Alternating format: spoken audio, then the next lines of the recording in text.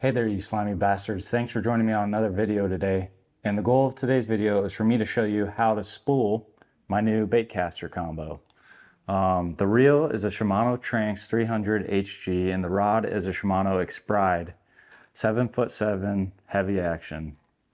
Boom. I'm going to be spooling and lining the reel today with some mono backing, some braid, and then a fluorocarbon leader. I've never spooled a Baitcaster with mono backing on it. I have spooled Baitcasters with just straight braid, but never put mono on it before and then braid. So it'll be the first time doing that today. Let's get to it. All right, so first the mono. The spool is down there at the tip of the rod. Sorry, I got my camera on a tripod, so I won't really be able to move it around, but this is kind of all you need to see. But the spool mono is down there. I fed the line through all the guides, starting from the tip of the rod down to the reel. Now I go through this little hole on the reel, and then next I have to get this line around the spool and tie a knot.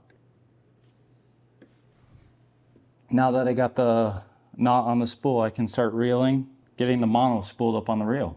I want to keep this nice and tight, and I want to watch on the spool and make sure that it is feeding evenly on there.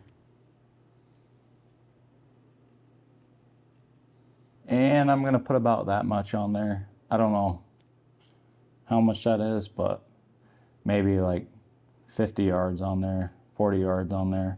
All right, so my line is spooled up with about that much mono. I cut the monofilament. It's still through my guides and everything.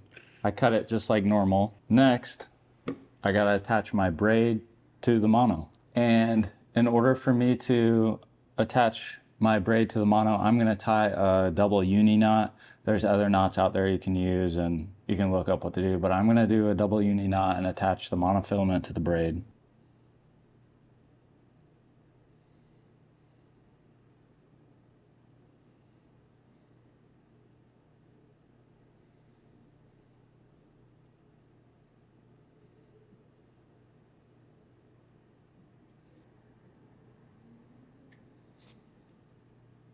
There's my double uni knot. I gotta cut my tag ends off. I only wrapped it twice on each side because this knot doesn't have to be extremely strong or anything. It is gonna be all the way down on the reel. If you do get to the point where this knot on the reel is exposed, you probably should have relined your reel by that point, but you do want the tag ends relatively short just to keep the knot kind of small. You want the knot kind of small because it is going to be on your reel. So there you go. There's a little double uni knot. Here's my braid. Now I'm going to reel that knot.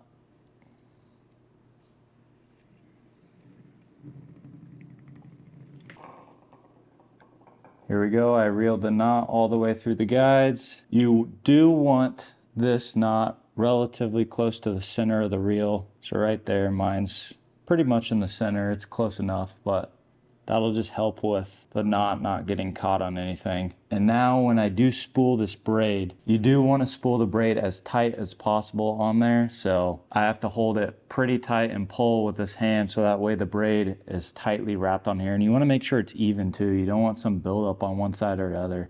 If you do get some buildup, you can pull to the side as you're reeling with this hand and that'll help kind of even it out. Time to start spooling the braid.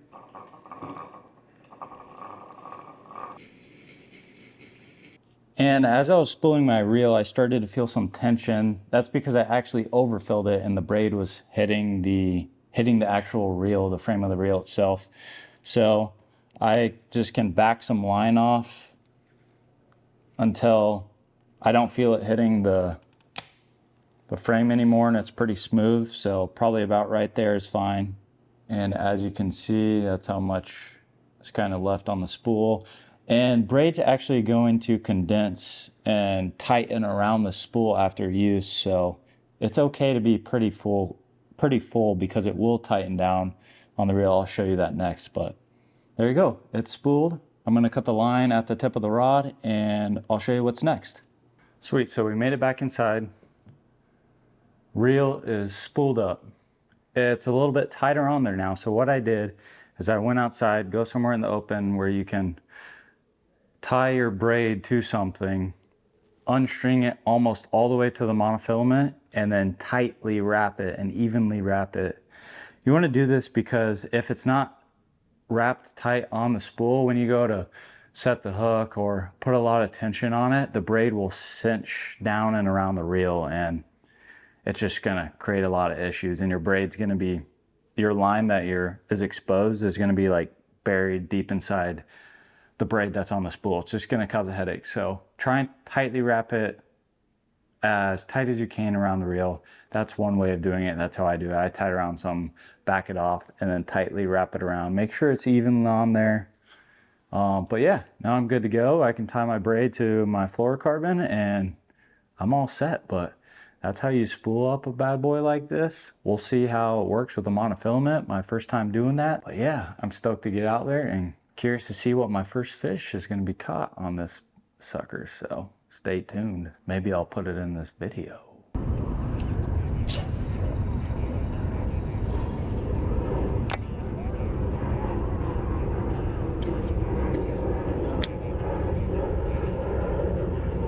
I know who will be first.